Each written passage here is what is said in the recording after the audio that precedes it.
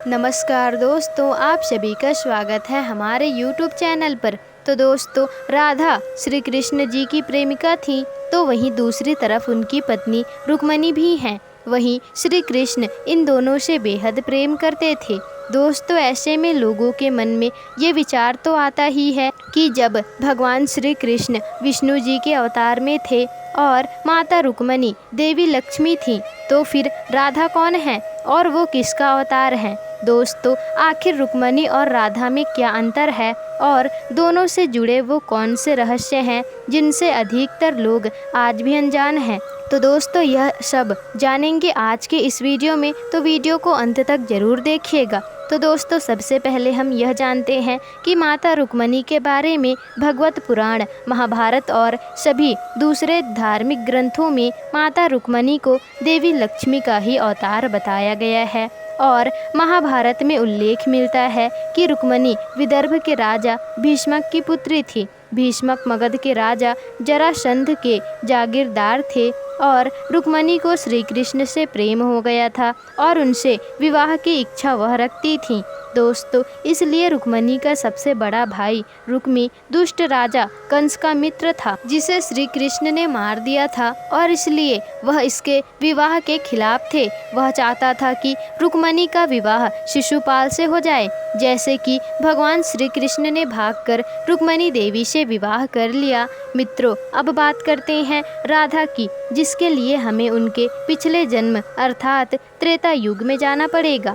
दोस्तों, ये तो आप सभी जानते ही होंगे कि अयोध्या वापस लौटने के बाद श्री राम ने माता सीता का त्याग कर दिया था, जिसके बाद माता सीता को कई वर्षों तक वन के आश्रम में ही रहना पड़ा था। और इसी दौरान एक बार श्री राम ने एक यज्ञ करवाया था। अब परेशानी ये थी कि विवाहित होने के बाद श्री राम इस यज्ञ को अपनी पत्नी के बिना पूरा नहीं कर सकते थे, लेकिन माता सीता का तो वो पहले ही त्याग कर चुके थे और इसी कारण इस यज्ञ का पूरा होना असंभव लग रहा था।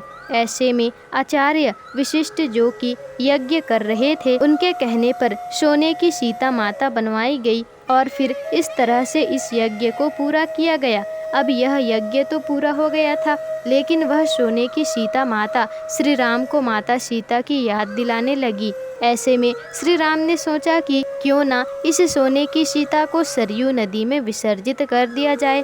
अब इस सोने की सीता को सरयू नदी में जब ले जाया गया था, तब वह श्री राम से बोल बैठी, महाराज, आपने तो मेरा पूर्ण रूप से ही त्याग कर दिया है। मैं 11.5 सालों से आपके वियोग में जी रही हूँ। कम से कम इस सोने की मूर्त के रूप में ही मुझे अपने पास रख लीजिए। यह सुनकर श्री राम ने कहा, हे सीते, जितने साल का वियोग तुमने मेरे लिए इस जन्म में सहा है, मैं अगले जन्म में उतने ही साल तुम्हारे साथ बिताऊंगा। और फिर दोस्तों, यह कहा जाता है कि यही सोने की सीता राधा थी, अर्थात एक तरह से देवी सीता का ही अंश है यह, जिनके साथ भगवान श्री कृष्ण उनके प्रेमी के रूप में 11.5 साल तक रहे।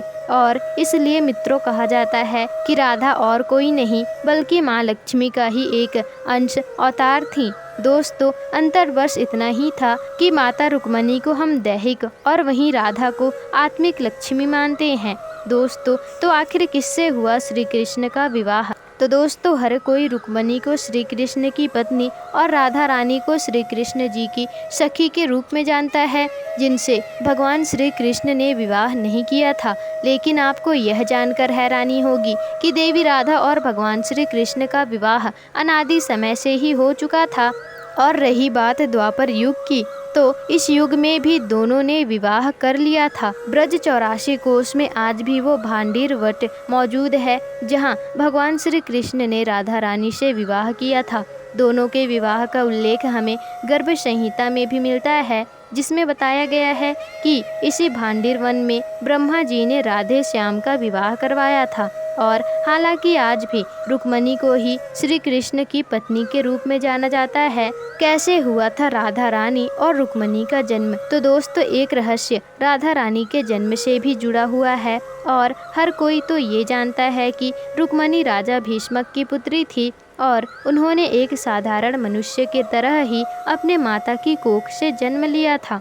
लेकिन दोस्तों राधा रानी भगवान श्री कृष्ण की तरह ही अनादि और अजन्मी है, अर्थात उनका जन्म माता के गर्भ से नहीं हुआ। दोस्तों ब्रह्म वैवर्त पुराण के अनुसार श्री कृष्ण के बाएं अंग से एक सुंदर सी कन्या प्रकट हुई। प्रकट होते ही उसने भगवान श्री कृष्ण के चरणों में फूल अर्पित किया और फिर श्री कृष्ण से बातें करती करती वो बालिका उनके साथ सिंहासन पर बैठ गई। दोस्तों ये सुंदर कन्या ही राधा थी, जिन्हें आगे चलकर भगवान श्री कृष्ण की प्रेमिका के रूप में जाना गया। श्री कृष्ण से विरह। दोस्तों हर कोई यह तो जानता है कि राधा और कृष्ण को विरह सहना पड़ा था, लेकिन रुक्मणी के वियोग के बारे में आज भी बहुत कम लोग ही जानते हैं। और रामचरितमानस के बाल कांड के अनुसार यह एक बार जब विष्णु जी ने नारद जी के साथ छल कपट किया, उन्हें खुद का स्वरूप देने के बजाय उन्होंने नारद जी को वानर का रूप दे दिया था, जिस कारण वो माता लक्ष्मी जी के स्वयंवर में हंसी का पात्र बने थे और उनके मन में लक्ष्मी जी से विवाह करने की अभिलाषा दबी रह गई। ऐसे में नारद जी ने भगवान विष्णु को जो श्राप दिया था कि आपको भी पत्नी का वियोग सहना होगा, और दोस्तों यही वो श्राप था जिसके कारण रामावतार में भगवान राम को माता सीता का वियोग सहना पड़ा था दोस्तों, और श्री कृष्ण की देवी राधा का वियोग सहना पड़ा था। तो दोस्तों आपको आज की यह वीडियो कैसी लगी हमें कमेंट करके ज़रूर बताइएगा, और अगर वीडियो पसंद आई हो तो वीडियो को लाइक शेयर कमेंट और चैनल को सब्सक्राइब जरूर कर दीजिएगा, जिससे कि ऐसी जानकारी पूर्वक वीडियोस आपको आगे भी मिल सके।